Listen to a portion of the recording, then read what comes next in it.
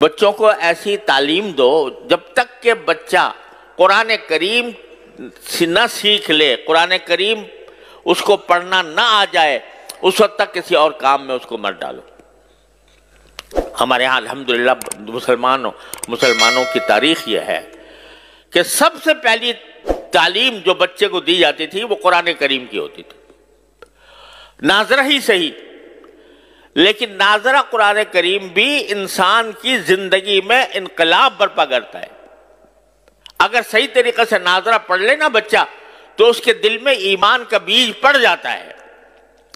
اور پھر آگے وہ ایمان کا بیج اس کو بہت سی برائیوں سے روکتا ہے۔ تو جب تک اس بات کا یقین نہ ہو جائے کہ میرا بچہ قرآن کریم پڑھنے کے قابل ہے، اس وقت تک اس کو آگے نہ بھیجو۔ اب ہمارے ہاں وزیر تک بن گئے ہیں لوگ، اور جب ان سے کہا گیا قل اللہ پڑھ لو تو قل اللہ پڑھنے نہیں آ رہا۔ تو وہ در حقیقت یہ اس لیے کہ ہم نے ہمارے ذہن سے دین کی تعلیم و تربیت کی اہمیت ہی ختم ہو گئی۔ ہمارے دل میں اس کی اہمیت ہی نہیں ہے کہ ہمارا بچہ جو ہے وہ دین کی معلومات، دین کا علم حاصل کرے۔ نہ صحیح، ٹھیک ہے، ہم نے یہ نہیں کہتے کہ آپ ہر ایک کو عالم دین بناؤ، ہر ایک کا عالم دین بننا بھی فرض نہیں ہے کہ آپ پورا درس نظامی پڑھاؤ 8 سال تک، لیکن اگر کم از کم جو انسان کے ذمہ فرض عین ہے اس کا علم تو بچے کو ہر حال میں ہونا چاہیے، اور اس کے لیے کسی ایسی درسگاہ، الحمدللہ اب ایسی درسگاہیں موجود ہیں جس میں جو دنیاوی تعلیم کہلاتی ہے وہ بھی الحمدللہ اس میں پڑھائی جاتی ہے، اور اس کے ساتھ ساتھ اس کو مسلمان بنانے کی بھی فکر ہوتی ہے، اس کو دینی معلومات بھی فراہم کی جاتی ہے۔ ایسی درسگاہوں کے اندر اس کو بھیجو۔ جب تم خود ایسے درسگاہوں میں بھیج دو گے جہاں پر الحاد اور بے دینی کا چرچا ہے تو پھر وہ اس کی ذمہ داری تمہارے اوپر عائد ہوتی ہے کہ تم نے ایسی جگہ بھیجا کیوں۔ اور دوسری بات یہ کہ اگر فرض کرو کہ کوئی بچہ آپ نے کسی درسگاہ میں بھیجا، کسی اسکول میں بھیجا، وہاں پر دین کی معلومات اس کو حاصل نہیں ہو رہی، دین کا علم اس کو حاصل نہیں ہو رہا،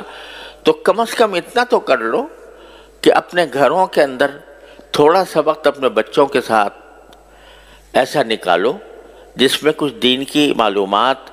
بچوں کو فراہم کی جائیں۔ کم از کم سیرت طیبہ، نبی کریم سرور عالم صلی اللہ علیہ وسلم کی سیرت طیبہ سب مل کر گھر والے بیٹھ کر تھوڑا سا وقت نکال کر اس میں پڑھیں۔ اس سیرت طیبہ میں نبی کریم صلی اللہ علیہ وسلم کے حالات زندگی بھی ہیں، اس میں نبی کریم صلی اللہ علیہ وسلم کے اخلاق بھی ہیں، آپ کی معاشرت بھی ہے، آپ کے سکھائے ہوئے آداب بھی ہیں، وہ سارے کے سارے اکٹھے بیٹھ کر پڑھیں۔ اس میں کیا مشکل کام ہے؟ رات کو تھوڑا سا وقت سونے سے پہلے اپنے سارے بچوں کو جمع کر کے اور اس میں خود نبی کریم صلی اللہ علیہ وسلم کی سیرت طیبہ کی کوئی کتاب پڑھ لو سب بیٹھ کے، اور اس کے اندر نبی کریم صلی اللہ علیہ وسلم کی سنتیں بھی اس میں بیان ہوں گی۔ ایک کتاب ہے اسوہ رسول اکرم صلی اللہ علیہ وسلم، میرے شیخ حضرت عارفی قدس اللہ تعالیٰ سرہ کی کتاب ہے، وہ سامنے رکھ لو، اس کو تھوڑا تھوڑا کر کے پڑھو اور سب اس کو سنیں، اس کو سمجھے، تو کم از کم گھر کے ماحول کے اندر ایک ایسا مدرسہ قائم ہو جائے گا، اور یہ اصل مدرسہ ہے۔ نبی کریم صلی اللہ علیہ وسلم کے عہد مبارک میں کوئی باقاعدہ مدرسہ نہیں ہوتا تھا، صفہ تھا جس میں صحابہ کرام مختلف علاقوں سے آ کر تھوڑے سے پڑھ گئے تھے، وہ انہوں نے تو اپنے آپ کو خاص کر لیا تھا اس کے لیے، لیکن ہر صحابی کا اپنا گھر خود مدرسہ تھا دین کا۔ ہر صحابی کے گھر میں تذکرے نبی کریم صلی اللہ علیہ وسلم کی سنت کے ہوتے تھے، آپ کی سیرت کے ہوتے تھے، اس کے نتیجے میں جو اولاد پیدا ہو رہی تھی وہ اولاد بھی سیرت اور سنت کے سانچے میں ڈلی ہوئی تھی۔ اس میں کیا مشکل کام ہے؟ میں کہتا ہوں 15 منٹ نکال لو، صرف 15 منٹ روزانہ، اور اس میں نبی کریم سرور عالم صلی اللہ علیہ وسلم کی سیرت طیبہ پر مشتمل کوئی کتاب پڑھی جائے، اور پڑھ کر بچوں کو اس کا اس کا علم دیا جائے سیرت طیبہ کا، اور پھر سیرت طیبہ کے ساتھ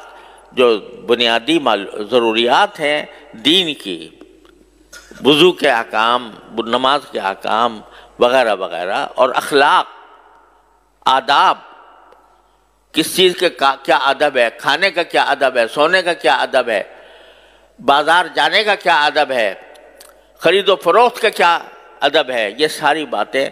رفتہ رفتہ روزانہ کر کے اگر 15 منٹ بھی روزانہ ہر انسان، ہر مسلمان نکال لے اور اپنے اولاد کی اس طرح تربیت کرنے کی فکر کرے تو انشاءاللہ اللہ تعالیٰ کی رحمت سے ایک انقلاب آ جائے گا۔ لیکن چونکہ فکر نہیں تو اس کی وجہ سے یہ چھوٹا سا کام بھی نہیں ہو پا رہا، اور قرآن اسی کی طرف متوجہ کر رہا ہے کہ تم ساری دنیا کے اوپر تنقید کرتے ہو کہ فلاں جگہ یہ ہو رہا ہے، فلاں جگہ یہ ہو رہا ہے، سیاسی ماحول کے اندر بے چینی ہے، اضطراب ہے، انتشار ہے، لڑائیاں ہیں، جھگڑے ہیں، تنازعات ہیں، ان سب کی شکایت تو کرتے ہو، لیکن خود اپنی طرف متوجہ ہو کر نہیں دیکھتے کہ تمہارے ہاں کیا کمی ہے۔ اگر تم فرض کرو کہ مکمل طور پر اسلامی احکام پر عمل کر رہے ہو لیکن تمہاری اولاد اور تمہارے گھر والے دوسری طرف جا رہے ہیں، اس کی ذمہ داری بھی تمہارے اوپر عائد ہوتی ہے، اپنی فکر کرو۔ اور اس کا ایک آسان راستہ میں آپ حضرات کی خدمت میں عرض کر رہا ہوں کہ